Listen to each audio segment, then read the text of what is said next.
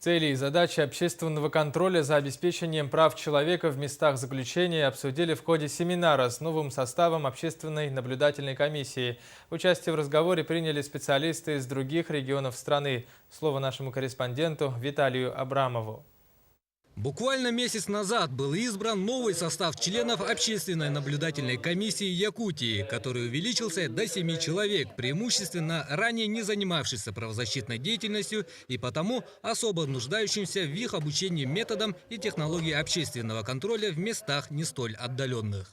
Ознакомившись с тем опытом, который будет представлен сегодня на семинаре, услышав, увидев, это для нас, конечно же, очень большая база. С немалым опытом работы в структуре исполнения наказания делятся ведущие эксперты России. Жалуются на плохую материальную базу, которая существует, жалуются на плохое медицинское обслуживание. Все это есть, никуда от этого не денешься. Для чего и создана общественная наблюдательная комиссия, чтобы наблюдать за всем этим, чтобы совершенствовать, чтобы эти наблюдательные комиссии делали вот это серьезное и большое дело.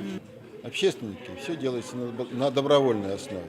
Поэтому и вот наше желание приехать и помочь новому составу вызвано именно тем, что предыдущий состав в полной мере свою функцию не выполнил.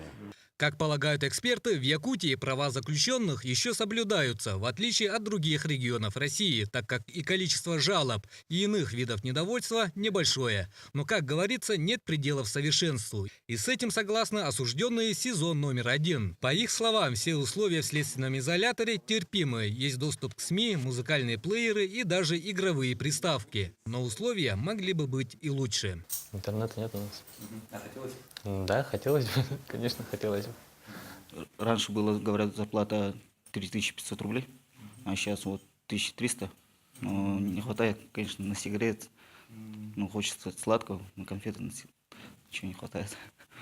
На мыльные рыльные и все. К примеру, вот такие вопросы и должны решать в общественной наблюдательной комиссии. Оказать поддержку в решении этих и других проблем обещают в руководстве УФСИН по Якутии. Дальнейшие планы, в первую очередь, это совершенствование материальной базы для осужденных. Это в первую очередь это улучшение условий отбывания наказаний, проведение ремонтных, строительных работ и так далее. В ходе семинара обсуждают правовые основы деятельности членов общественной наблюдательной комиссии, а также принципы общественного контроля и порядок его осуществления. Семинар будет идти в течение 2 дней. Завтра участники мероприятия намерены посетить места заключения. Виталий Абрамов, Дмитрий Сергучев, НВК Саха, Якутск.